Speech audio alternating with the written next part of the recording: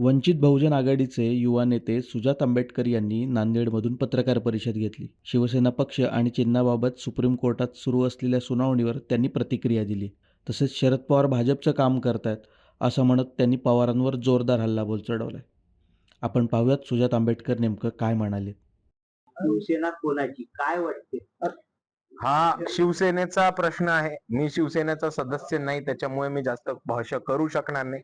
आणि दुसऱ्या बाजूला हा सब ज्युडिशियल मॅटर आहे. कोर्ट निकाल देईल. आपल्याला नुसतं कोर्टाच्या निकालासाठी थांबण्याशिवाय आपल्या हातात कोणताही ऑप्शन नाही.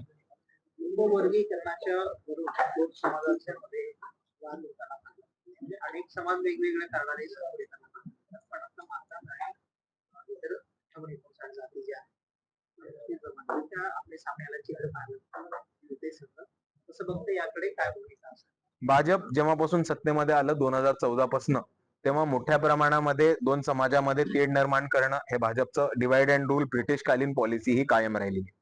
महाराष्ट्रामध्ये, भारतामध्ये मुस्लिम वर्सेस हिंदू हे भांडण भाजपने सगळीकडे पेटवलं. त्याच्यानंतर ते भांडण मिटवता नाही आलं तोपर्यंत ओबीसी वर्सेस मराठा हे भाजपने पेटवलं. ते भांडण मिटवता नाही आलं तोपर्यंत त्यांनी मातंग वर्सेस बौद्ध आणि 18 पगड जाती ह्याच्यामध्ये एससी समाजामध्ये एक भांडण लावण्याचं काम केलेलं आहे. पण आज जर आपण भारतामध्ये अजून एक गोष्ट बघितली तर एक मोठ्या प्रमाणावरती रिझर्वेशन हटाव हे आंदोलन भारतामध्ये चालू झालेले.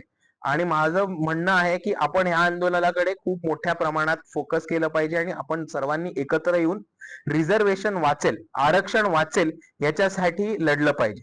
जे जे समाज आहेत ज्यांनी आरक्षणाचा लाभ घेतलाय त्या सर्वांनी एकत्र येऊन रिझर्वेशन हटाव आंदोलन हे बंद पाडण्याची गरज आहे.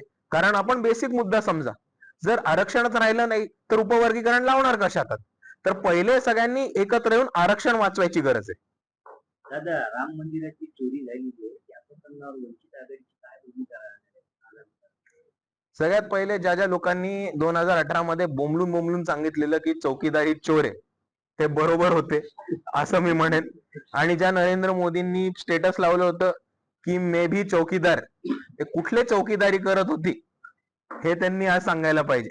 दुसऱ्या बाजूला मी हेच म्हणेन की आज हिंदू समाजाने मोठ्या प्रमाणात भाजपचा छुपा अजेंडा बघितला पाहिजे. भाजप हा हिंदू विरोधी पक्ष आहे कारण तो माणुसकीच्या विरोधातला पक्ष आहे. मोठ्या प्रमाणामध्ये राम मंदिरचा इश्यू हा गेल्या 20 वर्ष भारताच्या राजकारणामध्ये ज्वलंत ठेवून त्यांनी मोठ्या प्रमाणात हे मंदिर बांधलं, त्याचा भव्य दिव्य सोहळाही केला. आणि जर ते सोहळ्याच्या 2 वर्षाच्या आतमध्ये त्या मंदिराच्या तिजोरीमधनं चोरी होत असेल तर नेमकं भाजप करतंय काय हा प्रश्न सर्वांनी उपस्थित केला पाहिजे. योगी आदित्यनाथ सीएम आहेत, नरेंद्र मोदी पीएम आहेत, यांनी ह्याच्यावरती कारवाई केली पाहिजे किंवा ह्याच्याशी त्यांचा संबंध आहे की नाही हे त्यांनी उघड केली सांगितलं पाहिजे. शरद पवारांचे जे आहे ते पंतप्रधानांना जाऊन भेटले कसं बघता या सगळ्याकडे? कालपर्यंत ते विरोध करत होते काय म्हणजे वेगळं ते काही कालपर्यंत विरोध करत होते, ते कॅमेरावरती विरोध करत होते. ते 2014 पासून भाजपचंच काम करतायत हे महाराष्ट्राला माहितीये. 2014 मध्ये जेव्हा निवडणूक झाली होती तेव्हा शरद पवारांनी स्टेटमेंट दिलं होतं की भाजपला गरज पडली तर आम्ही बाहेरनं पाठिंबा देऊ. आणि त्यांनी मजबूर केलं होतं उद्धव बाळासाहेब ठाकरेंना भाजप बरोबर 2014 मध्ये युती करायला.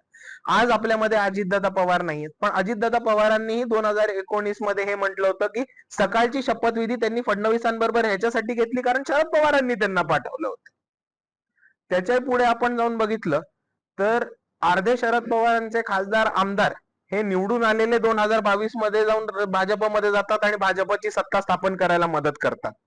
आजही मोठ्या प्रमाणात चर्चा आहे की शरद पवारांचे आमदार हे भाजपमध्ये जाण्याच्या मार्गावरती आहेत. आणि दुसऱ्या बाजूला चर्चा आहे की दोन्ही राष्ट्रवादी विलीन होऊन भाजपमध्ये जाईल की नाही ही एका बाजूला चर्चा आहे. त्याचबरोबर जे काल 8 खासदार हे भाजपला भेटायला गेले होते हे डिलिमिटेशन बिल संदर्भात भेटायला गेले होते. जेव्हा केंद्र सरकारमध्ये डिलिमिटेशन बिल हे मोठ्या प्रमाणात अयशस्वी ठरलं तेव्हा भाजपने हे ठरवलं होतं की आपल्याला काही करून मेजॉरिटी मिळवायची. त्याच्यासाठी तृणमूल पक्ष फोडला, आम आदमी पार्टी फोडली आणि मग त्यांचं महाराष्ट्रामध्ये लक्ष गेलं तर तेव्हा कळलं की अरे उद्धव ठाकरे आणि शरद पवार तर आपलीच लोक आहेत, यांना कधी घेऊ शकतो पक्षामध्ये. आणि त्याच पद्धतीने सुप्रियाताई आणि 8 खासदार हे नरेंद्र मोदींना आश्वासन द्यायला गेले होते की डिलिमिटेशन बिल मध्ये भाजपच्या बाजूनीच हे मतदान करतील. त्याच्याही पुढे मी जाऊन सांगतो की जेव्हा शरद पवार जंतर मंतरला गेले होते विद्यार्थ्यांना पाठबळ द्यायला, तसेच ते जंतर मंतरवरनं पुढे जाऊन नरेंद्र मोदींच्या भेटीला गेले होते. आणि आपल्याला कुठेही समोर आलं नाहीये की शरद पवार म्हटलेत की त्यांनी विद्यार्थ्यांचे मुद्दे नरेंद्र मोदींसमोर ठेवले. ती चर्चा झाली ती बंद दरवाजाच्या मागे झाली. ते बंद दरवाजाच्या मागे नक्की काय चर्चा झाली हे आज आपण सर्वांनी विचारलं पाहिजे. आणि त्याच्याहून महत्वाचा अजून एक मुद्दा जो रिसंट डेव्हलपमेंट आहे ज्याच्याबद्दल कोणी बोलत नाहीये, तो म्हणजे सुप्रियाताईंच्या मुलीचं लग्न. आज सुप्रियाताईंच्या मुलीचं लग्न ज्यांच्याशी झालंय ते मोठे RSS आणि 3 पिढ्या भाजपमध्ये असणार आहेत. ते MLC ला उभे होते आणि राष्ट्रवादी काँग्रेसनी त्यांना बिनविरोध नागपूरमधनं विधान परिषदेवरती पाठवले. आणि एका बाजूला आयुष्यभर पुरोगामित्वाचं नाटक करायचं, राजकारण हे भाजपच्या विरुद्ध करायचं आणि शेवटच्याच टप्प्यामध्ये भाजपच्या घरामध्ये लग्न करायचं, म्हणजे सत्ता भाजपची यो किंवा राष्ट्रवादीची यो, सत्ता, पैसा आणि कारखाना हा पवारांच्याच घरी कसा राहील ह्याची पूर्ण सेटिंग केली आहे. ह्याच्यामध्ये फसलेत ते फक्त बिचारे राष्ट्रवादीचे समर्थक. अमेरिकेहून भारतात आल्यावर अभिजित दिपकेनं हातामध्ये बाबासाहेबांचा फोटो किंवा माय ऑटोग्राफी नावाचं पुस्तक आपण त्याच्यावरती भाष्य केलेलं आहे. तर आता कॉक्रोचला फार मोठं यश मिळालं आणि 12 वर्षामध्ये मोदी कुणापुढेही झुकले नव्हते. त्यांना या कॉक्रोच पुढे झुकावं लागलं, अशी परिस्थिती निर्माण झाली आणि आता हे कॉक्रोच आज झारखंडमध्ये पोहोचलेले आहेत. तर याच्याकडे कसं बघता आणि त्याचं काय तुम्ही अनालिसिस जे मागच्या वेळेला केलं होतं त्याचा काय खुलासा करू इच्छिता? हे बघा, खुलासा मला काही करायची गरज नाहीये, कारण मी फॅक्ट्स मांडलेले आहेत. बाबासाहेबांनी जे पुस्तक लिहिलं नाहीये ते बाबासाहेबांनी पुस्तक लिहिलं नाहीये. खोटं मटेरियल तर आपण बाबासाहेबांच्या नावाने पब्लिश करू नाही शकत, ही एक भूमिका झाली. आणि दुसऱ्या बाजूला जेव्हा हे आंदोलन व्यापक व्हायला लागलं आणि त्याच्याहून महत्वाचं जेव्हा विद्यार्थ्यांवरती अत्याचार, हाणामारी आणि दिल्ली पोलीसकडनं विद्यार्थ्यांवरती ब्रुटल अटॅक झाला, तेव्हा सर्वात पहिले आवाज उठवणारे वंचित बहुजन आघाडी होती. बाळासाहेब आंबेडकर हे दिल्लीला जाऊन आले होते. आणि मग बाळासाहेब आंबेडकर जंतर मंतरला जाऊन आल्यानंतर महाराष्ट्रातल्या इतर नेत्यांची दिल्लीला जायची रांग चालू झाली. जेव्हा अभिजित दिपकेंच्या घरावरती हल्ला होईल अशी बातमी समोर आली आणि त्यांच्या घराबाहेर गोंधळ चालू झाला, तेव्हा वंचित बहुजन आघाडीचे औरंगाबादचे युवा जिल्हा अध्यक्ष सतीशदादा गायकवाड हे सर्वात पहिले तिथे पोहोचले होते आणि त्यांनी ही भूमिका घेतली होती की अभिजित दिपकेंच्या आई वडिलांना कोणताही धक्काबुक्की किंवा कोणताही त्रास होणार नाही. आणि अभिजित दिपकेंच्या आई वडिलांचं बोलणं हे त्यांनी बाळासाहेब आंबेडकरांशी तिकडच्या तिकडे करून दिलं होतं.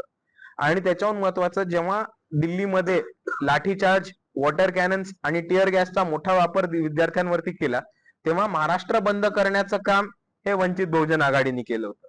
जेव्हा CJPचं आंदोलन ठिकठिकाणी महाराष्ट्रामध्ये, मुंबईमध्ये, पुण्यामध्ये, सोलापूरमध्ये, औरंगाबादमध्ये ठिकठिकाणी होत राहिलं, तेव्हा वंचित बहुजन आघाडीच होती ज्यांनी आमच्या लिगल टीमचा आणि लॉयर्सचा नंबर व्हायरल केला आणि हे म्हटलं की जर विद्यार्थ्यांवरती पोलीस कोणतेही केसेस करत असतील तर वंचित बहुजन आघाडीचे लॉयर्स आणि legal team free of cost आपल्या सर्वांना मदत करायला तयार आहेत. कॉक्रोच जनता पार्टीला आपलं समर्थन आहे का?